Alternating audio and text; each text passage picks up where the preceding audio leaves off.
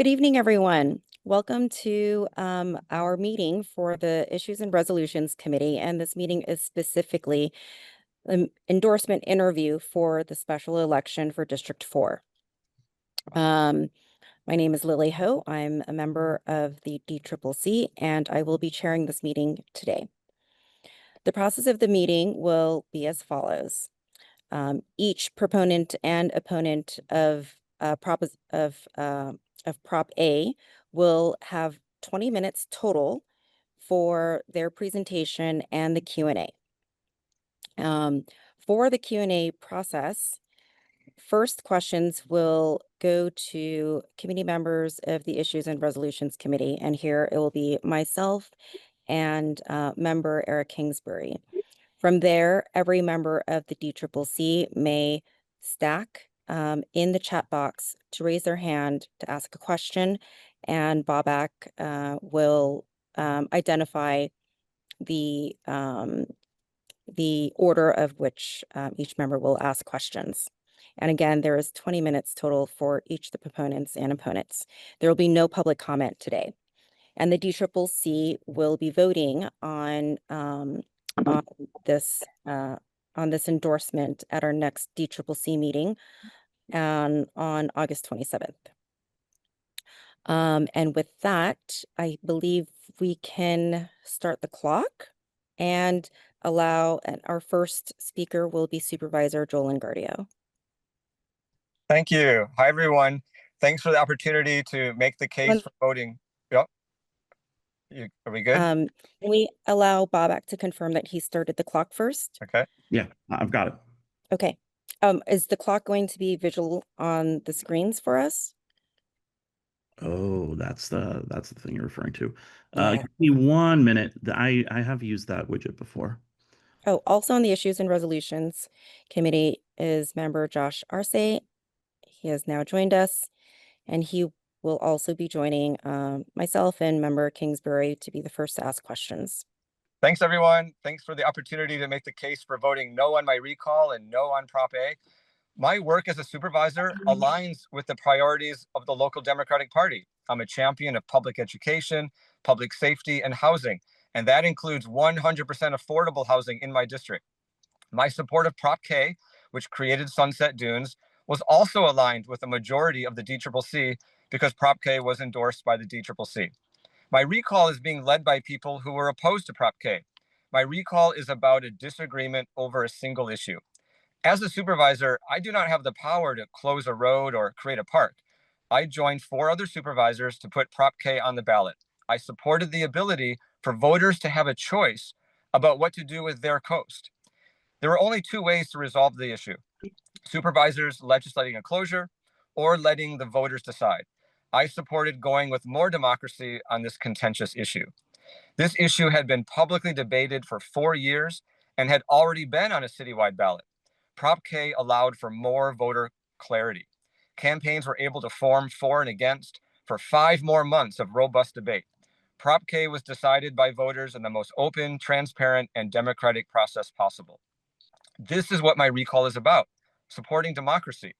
The Republican Party has endorsed my recall, and I'm asking San Francisco's Democratic Party to oppose it and support more democracy.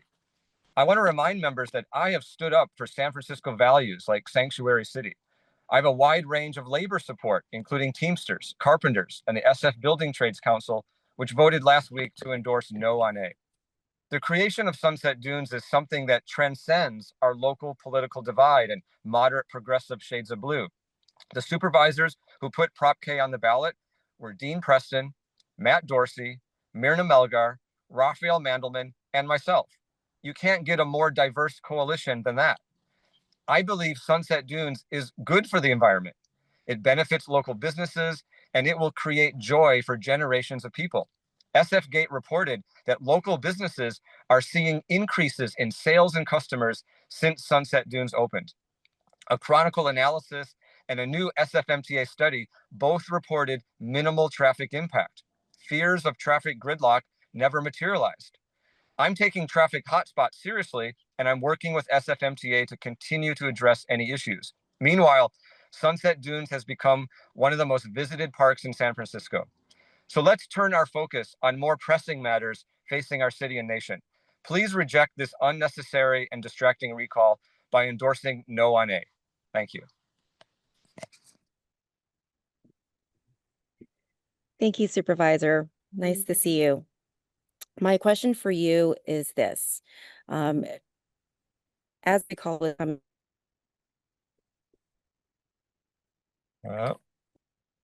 the most was how much people felt a sense of betrayal. It's an unusual feeling for people to feel so strongly, and that's really what stood out to me. I'd like to hear how you would respond to your constituents who feel that sense of betrayal.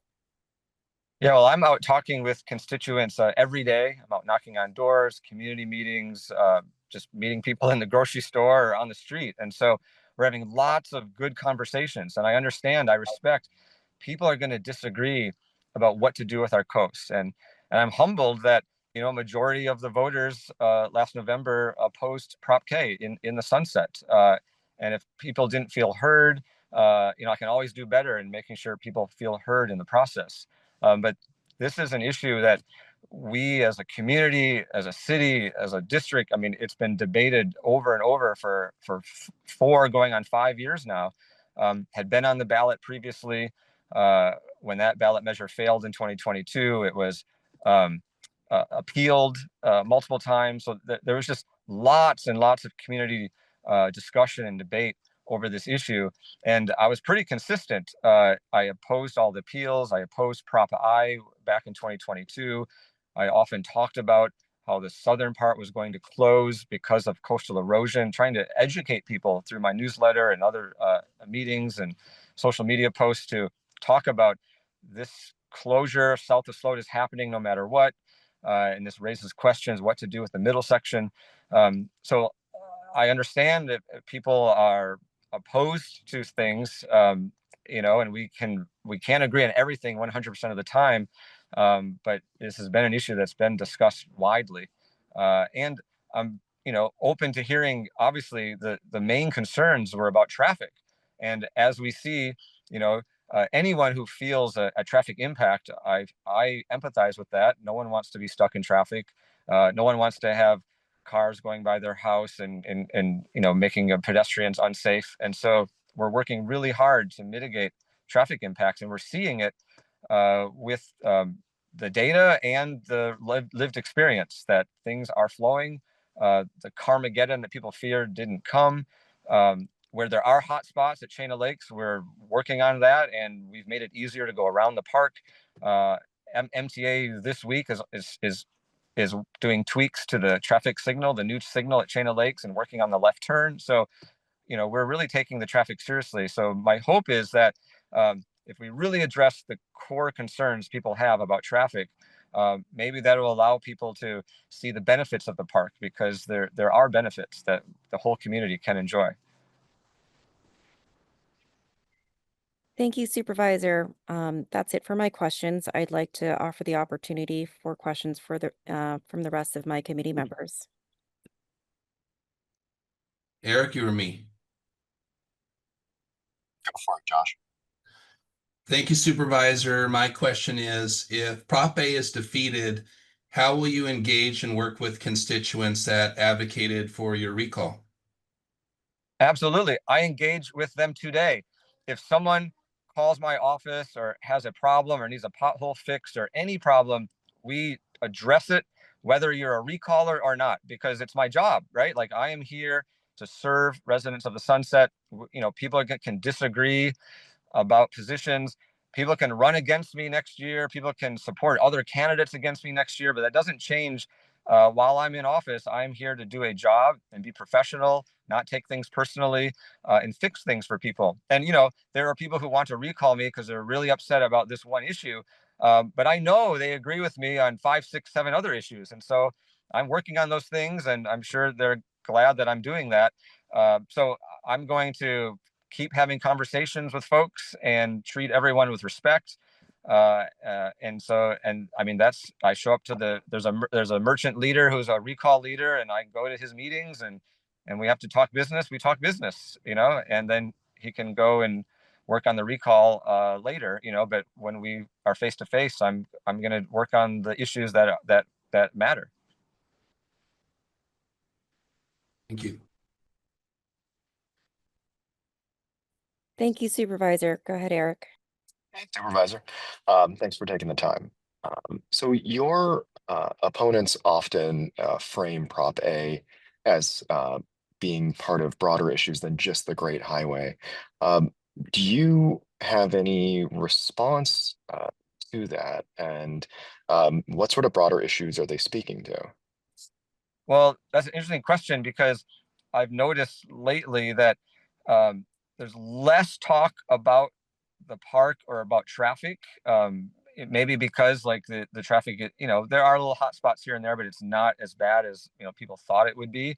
And I'm hearing more talk about housing or density or the mayor's housing plan, which I support, of course, but that really has nothing to do with Prop K or the park. And then there's been some misinformation, about don't turn Ocean Beach into Miami Beach and condo towers along the coast, and that none of that is true. I've worked to make sure that our coast is protected. There is no upzoning just along the actual streets adjacent to the coast. It's staying the same. So I don't know. Like I think there's a lot of people are throwing a lot of things at the wall, so to speak, and about this recall, making it about a lot of different things. And I mean that's people's right to do, but I'm just here to point out, just stand on my record and all the other issues that I work on, and point out that I'm up for election next year, and people can vote me in or out next year with a range of candidates and choices at that time. Thank you. Are there any other questions from the Issues and Resolutions Committee? To the questions back, State Controller Malia Cohen, I see your hand up. Please go ahead.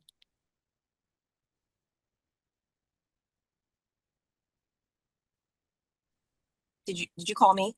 Yes. Yes, I did. Please go ahead. All right, good to hear. Good afternoon, colleagues. Here. Supervisor, I do had one question. I was listening to the presentation, and the one thing that keeps crossing my mind is how much is this going to cost the city and county of San Francisco, whom we already know is dealing with a budget deficit. So did the controller or maybe opine on the cost of a special election? That's a great question. You're breaking up a little bit. Hopefully, can people signal that? Can you hear me okay? Because there's a little bit of a breakup. Am I coming through okay? You are. Go ahead. Great. Yeah, the cost, I don't know offhand the exact cost. I mean, it can't be cheap, so it is a good point that, I mean, there's costs in monetary costs, there's costs in just the distraction of getting to the business at hand that we need to focus in our city and what's going on in our nation. I actually knocked on doors last night. A woman answered her door and she said, I oppose this recall because the world's on fire and the park is fine. The traffic is fine, it can be better, but it's fine. But we've got so many other things we need to focus on. And I agreed with her wholeheartedly. So that's also a cost beyond just the cost of the actual election.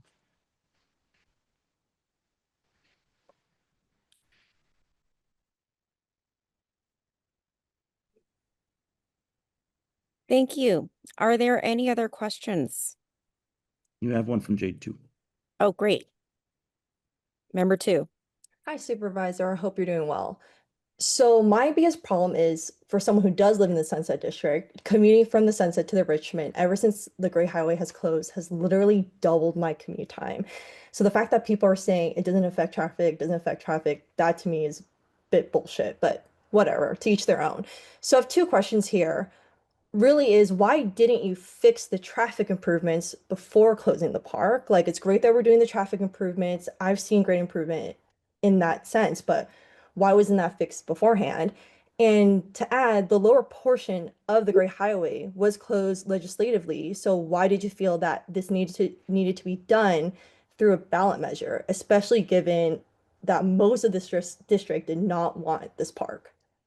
Yeah, thank you for the questions. I'm sorry to hear about the traffic inconvenience, because every person who drives has their own experience, right? So that's valid. Like, and I'm driving more than ever because I want to see firsthand like where are the pain points. So I should be doing more public transit, but I'm not, because I want to really experience the road and know, and feel the pain and feel what's flowing well, and so we can adjust that. To your question about why not fix things before, actually we did a lot of work um, uh, before the road closed, before the park opened. We reconfigured the intersection. I think this is the most important improvement, the intersection of Great Highway and Lincoln, because Great Highway remains open between the Richmond and Sunset districts, north of Lincoln. So Lincoln, Balboa, Fulton, Point Lobos, Beach Chalet, Cliff House, all that is open, and that's how people can go back and forth between the two neighborhoods. Because once you pass Lincoln, there's no on and off ramps into the Sunset for those 2 miles till you get to Sloat. So it was really important that we fix that intersection to make it easier for people to go around the park and get between the neighborhoods, because we were going to need people to make that left turn at Lincoln to go towards Sunset so they could go south, or make that right turn at Lincoln onto Great Highway if they were coming from the south and heading into the Richmond. And that's important because Chain of Lakes is the natural cut through. And we don't want everyone using Chain of Lakes, because then you would have too much backup. And so by giving that other option of a better, faster, seamless way to go around the park with dual left turn and dual right turn lanes with a traffic signal so that traffic can flow, people will have that choice to go around the park at Great Highway, north of Lincoln. So that was important. We also added a stop light at 41st and Lincoln, where Chain of Lakes is. That used to be a four-way stop sign. And we put that in place before the road closed, before the park opened. And I know people have said, well, that we need tweaks there. What about the left turn? What about this? What about that? And MTA has been very responsive. They waited to do their study, and now they're taking action. They're actually doing some work this week on the left turn, to make sure that Chain of Lakes is better than it was. So there was stuff that we did in advance because it was important, and it was important to make sure that we're thinking about traffic flow. And even back during when I was a candidate for supervisor and early in my term, when we would talk about the closure south of Sloat, I would talk about how we need to deal with traffic impacts now. We need to think about now, because the traffic's going to have to be diverted no matter what when that southern part is closed because of the erosion. So it was something that I prioritized, to make sure that we focused on traffic, because it is important. And I'm glad to hear that, people are saying that the improvements have been helpful. I'm glad that the MTA did their traffic study smartly, and that they waited a little bit after the road closed to let traffic adjust a bit, but they didn't wait too long, because they did it while school was still in session. That's really important, because the study was released a few weeks ago and people said, well, it's summer, but the study actually happened while school was in session. So they got a true sense of all the traffic. And so I'm glad they did that, and then they're taking action based on that report. And I'm glad that the Chronicle's independent version of a traffic study matched pretty much what MTA said. So I feel confident that we can continue tweaking, we can continue to get people where they need to go, and then hopefully see the benefit of the park, because we're seeing reports of small business having increase in sales. And, we're hearing like Lowell High School sending their kids out there for PE class, and like people are discovering new ways to use this space, and that's all good and healthy and good for our mind and body and soul. So like, if we can have that benefit and get cars where they need to go, that's a win-win. And so if I'm staying in office, I'm going to keep working on that. And that's the one thing we can all agree on, is that we want traffic to flow and we want pedestrians to be safe. So I think member Arce asked, how do I work with recallers if I stay in office? Like, let's start there. Let's start where we actually agree.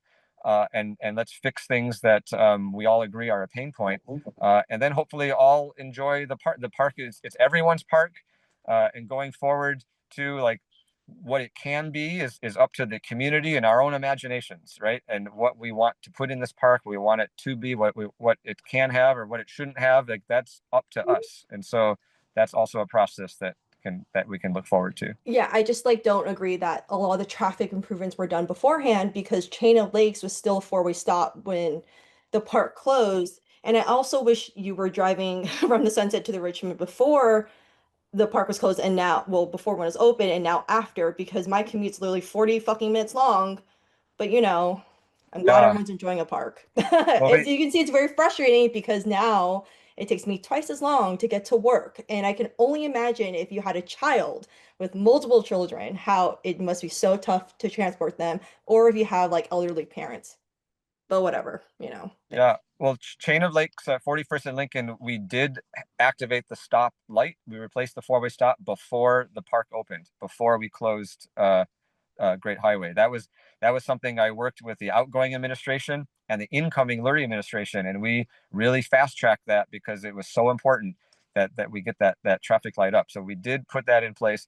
Of course, it's we've been tweaking it as we go because new traffic lights require tweaking and study, and so we are making more improvements at Chain of Lakes. And so I am committed to making sure we're providing options and providing alternate routes and like going around the park versus Chain of Lakes. Like we're making it easier for folks to find new ways to get back and forth. And so that will continue. Thank you, Supervisor. We have one more question, but only one more minute. Member Nguyen? Yes, thank you, Chair Ho. I just have a quick question for Supervisor Guardio. Do you regret how you handled Prop K? And looking back, would you have done anything differently in hindsight? Well, what's the saying? The Monday morning quarterbacking, right? It's hard to know. You can't go back in time. But I think, given the situation, the choices were let the supervisors legislate it, and people would be mad because supervisors on the east side of town would vote to close the road, and people would be mad. Or let the voters decide, and people would be mad because voters on the east side of town would have a say in what to do. And given those two options, it felt like side with more democracy. The coast, you can argue, does belong to everyone. Let everyone have an equal say. And because it was a contentious issue that had been on the ballot previously, let's get more voter clarity about what to do with our coast. And so, but I think it's important to move forward and fix any issues and be forward looking. Thank you, Supervisor. Our time is up. Okay, thank you. Appreciate it. And now, Executive Director Esfandiari, may we bring up the proponent for Prop A? Correct. One moment. Thank you, Supervisor. I'm going to promote you back down. Okay. And representing the Yes on A campaign is Selena Chu, and she should hopefully be bubbling up shortly.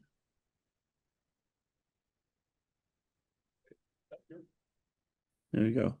Ms. Chu, are you here? Yes, I think Perfect. I'm back. Wonderful. Chair Ho, when you're ready, I can start the clock and let you proceed. Welcome, Selena. As you heard before, you have 20 minutes total for a presentation and the Q&A. And we, after your presentation, you'll receive questions from the Issues and Resolutions Committee before the other members. Are you ready? Sure. Great. Executive Director Esfandiari, can you start the clock, please? Okay, go ahead, Selena. Hello, everyone. My name is Selena. I am a volunteer with the Recall and Guardio effort. So I'm hoping for DCCC to vote yes on A, or at least let the Sunset District residents to decide this issue on our own. Many of you, I have known you from the past, and I thank Mr. Supervisor Joe Engardio for actually being here. And I'm continuously to hear that he's actually dodging the real question. Where's that town hall meeting? Where's that town hall meeting that we deserve as a district who voted for him to bring our voice to the city hall to represent us. So without that town hall meeting, where is this representation coming from? I don't understand. You know, we had a working compromise that was working. That was something that was agreed upon, and that did not go on the ballot. Like Supervisor Joe Engardio, he only bring up open or close. And when this district know that we had an auction option of a compromise. So I think for something like this, it definitely needs to have that community meeting. It's missing. And now we found out he had meetings with other people, lobbyists, other groups with them, and that decisions of Prop K was made. Yes, I did support. I did support no on K, but I disagree with what our supervisor was saying, that this recall is a group of people who voted no on K, because I disagree with that. Yes, over 20,000 of our District 4 resident did vote no on K. And prior to Mr. Joe Engardio being elected as a supervisor, he claimed that he knocked on 14,000 doors. And I'm sure at least half of those 14,000 doors, at least 11,000 who signed the petition when we went out to get the signatures to put this onto the ballot, they told us he knocked on their door and told them, I want a compromise. He never said it was temporary. So what happened to that promise? And he mentioned about the traffic.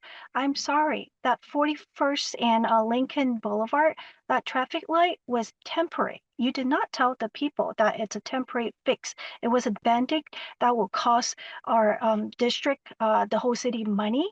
And now in a couple years, we have to actually replace them. So why? In additional to removing that traffic light that was on the Great Highway, immediately paying overtime. And if this the fact that you're saying that we're anti-park, I am so sorry. I move in, many of our neighbors and myself move into the Sunset District because of the park, because it's surrounded by parks, and it's actually, a place that we want to call home. And you came to me asking for my help, promising me that Asian American community lacked the voice, and you promised to bring a voice not only for the Asian American community but also for others. And this is what you actually did not do. You took our voice away, and you assume that you want us to thank you for things that you actually bypass. This is something that you did not tell the public. So I'm hoping for DCCC to honor the democratic process to allow us to vote on this. And I'm hoping for your yes on A to recall Joe Engardio, because our district deserves someone who is genuine, who listens, who serves the needs of the Sunset. Thank you. Thank you, Selena. My question for you is this. In many jurisdictions, recalls are only reserved for those who have committed crimes or malfeasance. Those who have broken public trust does not necessarily fall under those categories. Do you think that Joel's actions rise to the level of a recall? Absolutely. Because he's a public servant, his only job is to actually speak with his constituents. He failed to do that. He failed to do that with zero town hall meeting prior to submitting something without budget, without plan, and without compromise. 64% of our district voted against the Proposition K for the food closure. And this is after he have his campaign continuously told others prior to November of 2024 that even if Prop K pass, they're going to honor that compromise until its original expiration date of December 31st, 2025, and use this time to listen to the community to build the future of the park, and also to work on traffic mitigation. I am so sorry. He did not do that. He expedited everything. And many of my neighbors, and you probably also heard this, we have never seen the city work so fast, super fast, to close, to remove this traffic lights, to close this great highway. So he felt his only job, which is to listen, to represent the district. He deserved the recall, just like he actually supported other recalls. Were they committing crime? Other people that he recalled before? No. Thank you, Selena. Do we have any questions from the committee? Member Arce? Yeah, thank you, Chair Ho.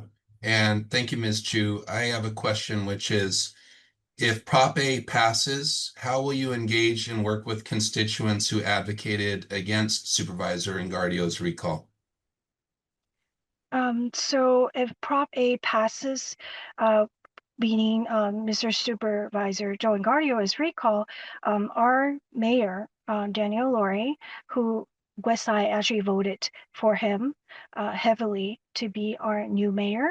He will appoint, and we hopefully will appoint someone. I believe this is anyone at this moment is better than my old friend, Mr. Joe Engardio at this moment. We just need someone who's willing to have town hall meeting to talk to the district. We continue to advocate for that. Even after the November election, we have continued trying to work with Supervisor Joe Engardio, asking him to actually have town hall meeting. Let the district decide. Now we have a park. Okay, we agree with this. Let's work together. That did not happen. He continued to gaslight, retaliate, and also manipulate the narrative to point fingers. I don't know if you have recently watched the video that he called his constituents haters, bullies, and tinfoil hat conspiracy theorists. So I am just very disappointed. This is not someone who's willing to work with the district, at least over 11,000 of this district. So I think we need someone better, and I know Daniel Lori, our new mayor, will do exactly that, to appoint someone who will listen. Thank you. Thank you, Selena. Member Kingsbury, do you have anything to ask Selena?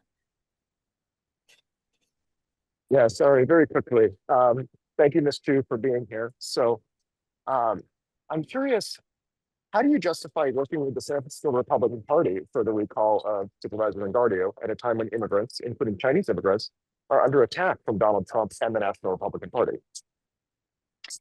So I don't know what you meant by working with them. I think I am an immigrant, so I live in San Francisco since 1994, like the first month of 1994.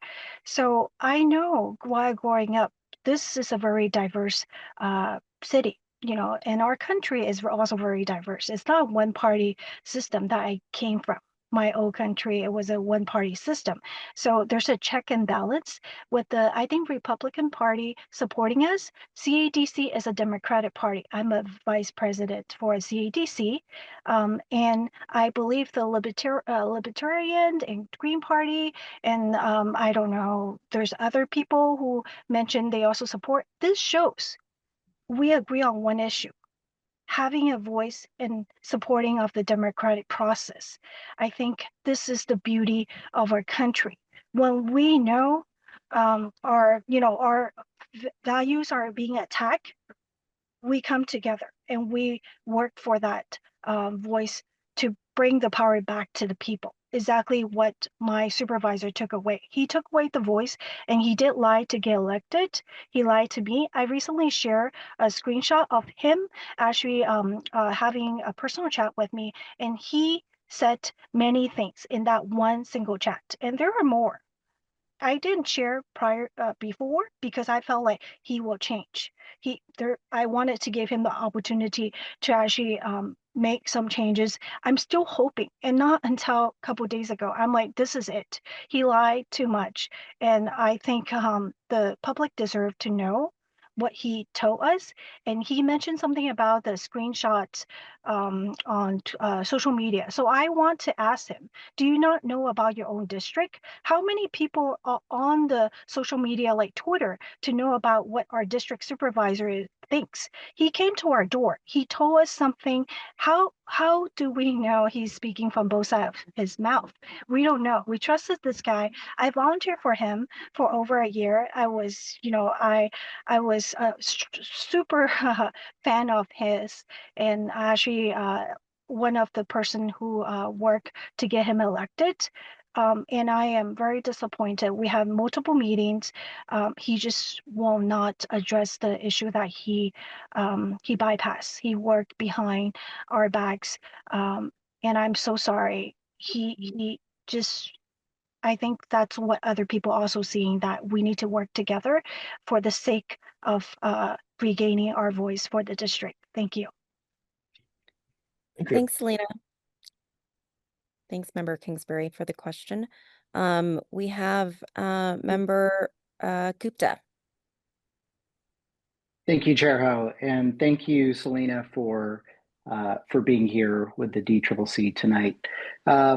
So first of all, I'd just like to say I take issue with treating Asians as a monolith. My wife and I are both Asian. I'm South Asian. My wife is East Asian, and we don't feel one particular or the same way that you do about the Great Highway or the park. My question is, Supervisor Engardio seems to have listened to your perspective on education and safety.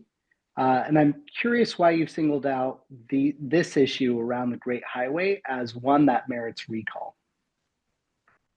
So there are many things that we agree before. And I believe the public education, as you some of you might know, I'm a huge advocate for public education. Myself is a product of SFUSD, and both of my kids are going through SFUSD. So I believe doing the public education phase, definitely we have some agreements. And I can say he wasn't there all the time. I have chats that I encourage him to come. And then he sometimes will say, I have to go somewhere. I have a different meeting that's more important, right? So I have continuously asked him, hey, can you come to the rally? Hey, can you come and speak? So this is, I really truly feel like many other issues, he is one that will only come and join when the press is there, when there's actually photo opportunities. For the lower issue, for the 8th grade algebra, I was actually part of the SF Guardian camp. I believe you are also, but I was the one prior to your group. And this is one issue that I actually brought up with the SF Guardians. And I was part of the people actually spoke to Joe regarding about this. And I think for him to take credit for everything that he did with the public education is incorrect. He was part of this, but not entirely. And I think for the park and the Great Highway, that's not what the recall is about. The recall is about how he bypassed the entire district and no town hall meeting, right? You should have started with a town hall meeting. Even if you know after you knock on 14,000 doors, you have the right to serve outside of that 14,000 people. So you need to have the town hall meeting, have whoever can come, maybe even multiple town hall meetings. This is a road that's been in existence for almost 100 years. It's essential for not only our census district, but many people that I spoke with. This is a road that South City, they come and they come to our small businesses. They go to work using that. So now with everything being poured onto 19th Avenue, it's already worse traffic in 19, and it's getting worse. They're going to have a construction. This construction was postponed from June to August, and now to maybe September or October. Somehow it's after his special election. So I have never seen the city work so fast, and I don't know how and where who agree to postpone this. I think let's talk things before and not after decisions has been made. That's why I'm just asking about some respect. And you mentioned about, yes, Asians, it's not monolithic. We have spoke of that spoke about that in our SFUSC when we advocated for the Asian American Parent Advisory Council, right? That was established last year. We said, hey, we need more voices, and that's exactly what we're trying to do. We're And asking for that voice that he promised and he did not respect. just as a really quick follow up to that, because I don't want to use all your time, but what I'm hearing is because he did not show up to all your events, I'm and sorry, then Member Gupta. Instead of having you have a second question, we have one more question from Member Nguyen and in just a few minutes left. Sure, I'm going to go to Member Nguyen. Okay, thank you. Go ahead, Member Nguyen. Thank you, Chair Ho, and thank you, Selena, for being here. I heard in your response to Member Gupta's question that it was really about respect, and that there was sort of no show of respect. So is that, in your view, what the recall is all about? Or you said it wasn't about the park, it wasn't about Prop K. Is it about something more? Is it about car dependence? Is it about open space? Is it about kind of not listening to the voters, or not showing up to rallies? I'm just trying to understand your point of view here. Thank you. The recall is about holding our elected officials accountable. And that's from the first recall that I have engaged. It's always been accountability. To Ash, I believe as a public servant, he does have the duty to serve the needs by listening to his district, and that town hall meeting was missing. There's no community input. There's no consideration of budget. Where is this money coming from? San Francisco is suffering a deficit. We all know that. So planning something without money, that's incorrect. And building this park is sucking away the money from our other parks, other established in Sunset. We have heard the news that kids are eating rubber. So why aren't those parts being maintained? That's one part that my son plays at, and I'm seeing that it's deteriorating. Are we not having enough part to take care of? If you don't have the ability to care for it, why build more, right? Why rushed it? With a park, as a mom, I'm expecting some protections. I'm seeing like 3-year-old, 4-year-old kids climbing onto the octopus. Obviously, that's a something that whoever is coming up is not considering of the little kid falling onto the cement. There needs to be more safety measure into this. And I live very close to the Sunset Boulevard, and I'm waking up just hoping, please, no accident, because I'm seeing there's more and more, not just bumper to bumper accident, but major accidents where people get paralyzed. There's it's just, I think if you truly care about the public safety, why aren't these being considered prior to having this great idea? We need to come first, right? Our district needs to come first. You, as a district supervisor for the Sunset, when you propose this, I'm hearing from my friends outside of D4, they're like, oh, your supervisor proposed it. I'm assuming he already spoke to you. No, he did not. So having this, his title meant something. And using this title to misrepresent our district it's unacceptable. And I think for him to say, oh, this belongs to everyone. Yes, but who voted for him? It's a district for voters that voted for him to speak for us. And he did not even come to us first to talk about it. So that is not only very disrespectful, but at the same time, he's not doing his job that he was hired for. So the people have the right to say, hey, if you don't want to do your job, why am I paying you for? Okay, Selena, our time is up. Thank you so much. So with that, I believe our meeting agenda has concluded. I'd like to hear from the rest of the members if there's anything else that anyone else would like to say or discuss. Nope. Nope. Okay, great. Seeing none, I wish you all a terrific evening, and we will see you at the next DCCC meeting on August 27th, where we will take a vote on the special election for D4. Thank you so much, everyone. Good night.